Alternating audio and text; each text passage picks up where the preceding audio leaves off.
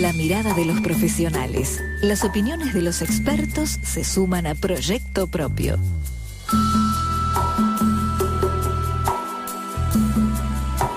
Son las 15:35 y estamos en lo mejor de la semana, que es Proyecto Propio en Radio Cultura, y nuestras líneas de contacto, Cecilia. Sí, acá tengo.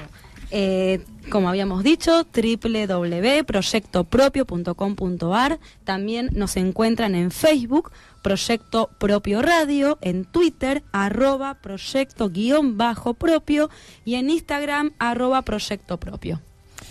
Y ahora estamos con la máster, con la Dulce, con la Dulce, que nos ha traído una delicadeza sutil. Ojalá que se repita, la vamos a invitar más seguido. A todos los invitados, Estamos ¿no? hablando de la doctora y profesora de la UBA, Ethel Humphries. Sí, hola. Bienvenida, Hola, Ethel. ¿qué tal, Ethel? Buenas tardes. Buenas Bienvenida tardes. a Proyecto Propio. Hoy, Eduardo, una pregunta chiquitita. ¿Lo de delicatessen lo dijiste por la comida que trajo o por el hijo? Pues vino también con el hijo, de mandarle un saludo. Vino Una muy belleza, bien acompañado. Una Vino con belleza. su- Vino con con su guardaespaldas. patoba. A mí Con me Juan parece Cruz. que vino con guardaespaldas porque hay cambio de look, ¿no? Cambio de look. ¿Vos decís que Ahí. vino guardaespaldas por nosotros No, o no, por la sí, gente? sí, yo creo que sí, porque creía que estaba Adrián y bueno, usted sabe cómo es Adrián, es una Se persona... pone colorada la señorita. Pero bueno, nuestra gente, la gente de Proyecto Propio, quiere saber qué va a pasar a partir del 1 de agosto del 2015. Estamos a muy poquitos días, a una semana, 8 o 9 días, respecto sobre todo a los consorcios en lo que respecta a la contabilidad, ¿no? ¿Qué más le vamos a exigir a esos administradores de consorcio? ¿Qué cosas más le vamos a pedir a fin de que ellos puedan ganar mejores honorarios? Bienvenida. Hola, gracias, buenas tardes. El tema de los honorarios es medio controvertido, pero en sí lo que tenemos que tener en cuenta nosotros, que parecería que se produce toda una nueva conmoción con el cambio del código. ¿Por qué? Porque el consorcio, que antes no era reconocido como persona jurídica, legalmente, en un artículo del 148, inciso H del código, es reconocido como persona jurídica. Esto, en realidad, si nos ceñimos a lo que es persona jurídica de carácter privado, que es donde se la enumera, establece que el administrador en sí, de cualquier persona jurídica de carácter privado, tiene una responsabilidad solidaria e ilimitada. ¿Qué tal, Ahora bien, y dice que va a responder por los daños producidos por las cosas o con las cosas, por sus acciones y por sus omisiones. Pero esta es la regla general de la responsabilidad. O sea, que no se puede pecar ni en palabra, ni en obra, ni en omisión. Por mi culpa. Más o menos, no. Esto sería en la parte general de responsabilidad, la regla general que rige para todas las personas jurídicas. Nosotros acá estuvimos comentando, antes de principiar el programa, un artículo que había sido publicado en Infobae, creo que era. Cronista. En el Cronista, perdón. Que esto generaba como un disparador que era una alarma, que era lo que parecía que por cómo fue redactado, que ahora todos los administradores tenían la obligación de rendir un tipo de cuentas especiales. Pero nosotros tenemos una materia específica que es derechos reales, sería que dentro de, y que fue concebida como un derecho real, la propiedad horizontal. Y se establece que, reitera en uno de los artículos, que el consorcio es persona jurídica, el 2044. Y artículos siguientes, también en unos artículos más abajo, en el 2065, dice que el administrador es el representante legal con carácter de mandatario. ¿Qué significa esto que es tan importante? Que por un lado tiene la obligación de representar al consorcio en determinados asuntos, y por otro lado, esto de mandatario significa que él tiene que cumplir con las funciones que la asamblea o los copropietarios reunidos en asamblea le encomiendan. Ahora bien, en cuanto a los libros que deben llevar, no cambió absolutamente nada. Lo único que se establece son distintos periodos que él tiene como para poder rendir cuentas. Un artículo que es el 2067, en el inciso E, dice que él tiene que rendir cuenta documentada dentro de los 60 días de la fecha de cierre del ejercicio financiero.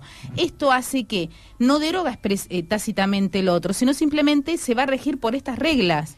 A la vez, ¿qué significa esto del ejercicio financiero? Cada consorcio va a fijar cuándo cierra el ejercicio financiero. Tampoco se rige por la normativa general que establece la IGJ. Tienen un sistema propio, ¿por qué? Porque dentro del derecho privado... El reglamento de propiedad lo está definiendo, ¿no? Exactamente, y ahora con la nueva normativa así lo establece. Es más, además de cumplir, que se lo carga al administrador ahora específicamente, que ya de hecho lo hacía, de cumplir con toda la legislación laboral, previsional, tributaria, es decir, pagar todas las cargas que debe en ese concepto, además de integrar el seguro contra incendios, lo único que se le carga a la administradora como obligación legal es el tema que tiene que guardar, primero, cronológicamente las fechas de expensas, las liquidaciones de expensas, y a la vez tiene que guardar los documentos que respaldan los gastos que hace. Ahora bien, yo mirando la historia de grandes administradores de consorcio, este tema en sí no es novedad. Será novedad para administraciones de menor tamaño que estaban incumpliendo el pedido de llevar libros, de realizar balances y de realizar todas estas cosas que la ley...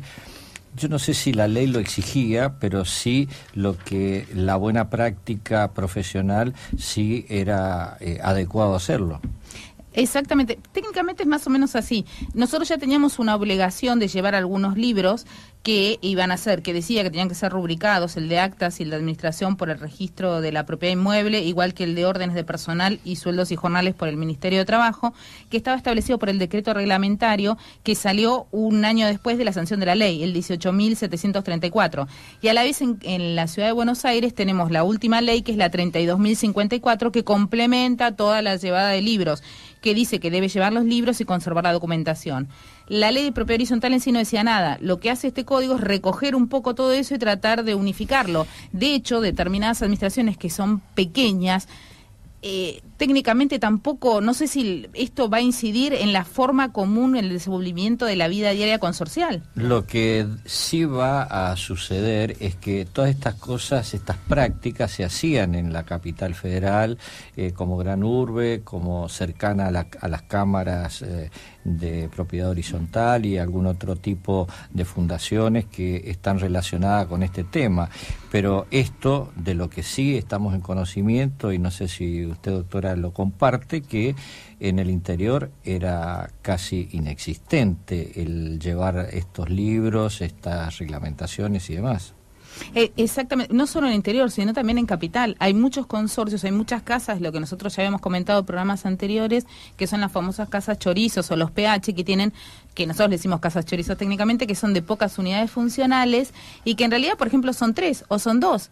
El hecho de entre 2 personas tener que ir, rubricar, llevar, hacer, que esté validado, por ahí que venga el escribano, se enumere, en realidad es harto costoso, y en general, mientras que siga la propiedad horizontal funcionando correctamente, yo no sé hasta qué punto no hay lo que pasa que el no llevar libros, la imposición de llevar libros, no trae, esta obligación no trae ninguna sanción legalmente prevista. Por lo tanto, si no incumple, será la autoridad de aplicación frente a algún reclamo que se efectúe administrativo frente a los ministerios, que va a ser quien va a ordenar que se regularice la situación, porque no hay ninguna sanción legal dentro de la órbita del Código Civil prevista para la falta de cumplimiento de esto, de lo que sería el tener los libros o llevar los libros en correcta orden. Quizás la evaluación sería que en los lugares que no se hacía, algunos lugares en Capital Federal, pero sí en la mayoría del interior, al ser esto una ley nacional, no solamente directivas dadas desde el gobierno de la ciudad de Buenos Aires de llevar libros, de ascensores, de registro de firmas, de todos los libros de asambleas y demás, al hacer esto genérico a todo el país, daría la impresión de que, quizás no estoy hablando algo de su área, pero es una cuestión intuitiva, de saber que esto va a arrojar más costos hacia los propietarios. En realidad la reorganización podría ser, pero técnicamente nosotros ya teníamos como obligatorios determinados libros con el decreto reglamentario que fue sancionado en el año 1949, que imponía como obligatorios estos 4 libros, y si en pese a ello, las administraciones del interior o algunas de la Ciudad de Buenos Aires tampoco regularizaron el sistema. Yo creo que todo esto hace, como bien vos dijiste, Eduardo, al correcto funcionamiento y a un buen desenvolvimiento de la vida consorcial. y sobre todo cuando son administraciones grandes, importa tener como una adecuada documentación, un buen respaldo de los gastos que se van haciendo y tener todo documentado y ordenado. Claro, pero no tenemos que olvidarnos de que el administrador administra bienes y fondos de terceros. Entonces, qué mejor que el administrador pueda llevar todo esto en orden, en correcta forma y también contar con un sistema y un servicio para los propietarios que sea lo más ordenado, transparente posible, ¿no?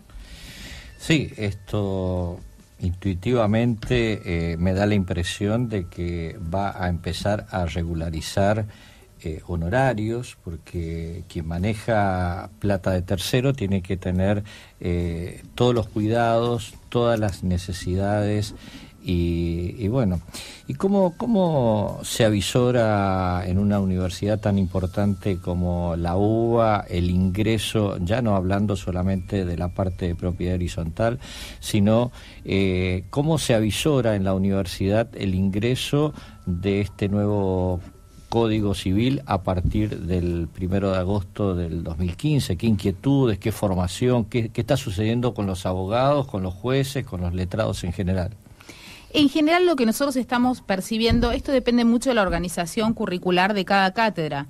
En general lo que se está haciendo, algunas cátedras se tomaron la libertad de ya relanzar el primer cuatrimestre con el nuevo código, otros haciendo una comparación entre código viejo y código nuevo. Esto depende, se hicieron muchos cursos en paralelo en los cuales todos estamos capacitando y capacitándonos sobre la implementación del nuevo código en distintos aspectos. Todas las universidades, no solo la UBA, se han movido en ese sentido y también distintas instituciones se han dictado cursos para que todos más o menos podamos llegar bien al nuevo código. Es más, la asociación, por ejemplo, que nuclea a los jueces, también los empleados, se han dictado cursos para que todos podamos tener capacitación y nos podamos capacitar y dar capacitación. ¿Y los miembros de los consejos de administración, de consejos de propietarios, cómo se la van a arreglar con el nuevo código?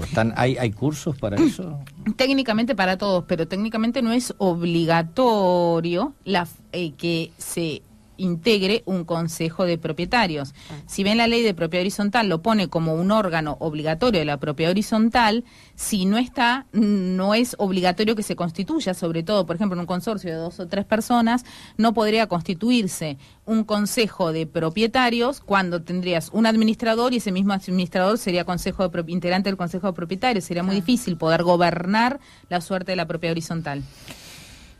Te vamos a invitar hay mucho por hablar. A partir del 1 de agosto para ver cómo hace su ingreso, cómo llega a puerto, cómo transita este nuevo código a partir del 1 de agosto del 2015. Hemos estado con Ethel Hamperg, es abogada, letrada, profesora de la UBA, a quien, te invitamos a partir de agosto para que nos continúes diciendo cómo sigue esto. Cómo no, simplemente me gustaría comentarte algo, que ya están publicados, que hay magistrados, sobre todo de la Sala H, de la Cámara Nacional de Apelaciones en lo Civil, que han aplicado ya, si bien han resuelto, han referenciado y aplicado el nuevo código, el espíritu del nuevo código. Con lo cual ya todo se va tratando de implementar y hacer un andamiaje para que su inserción sea mucho más fácil. Y para que los abogados defensores ya empiecen a trabajar y los jueces también, ¿no? Porque igual tenemos el derecho transitorio del artículo 7, con todo eso va a generar una especie de conflicto. Nos contás en la próxima. Se los contaré. Y bueno, un placer. Pasamos a una tanda y dentro de poquitos minutos, una tanda corta, por favor. La mirada de los profesionales.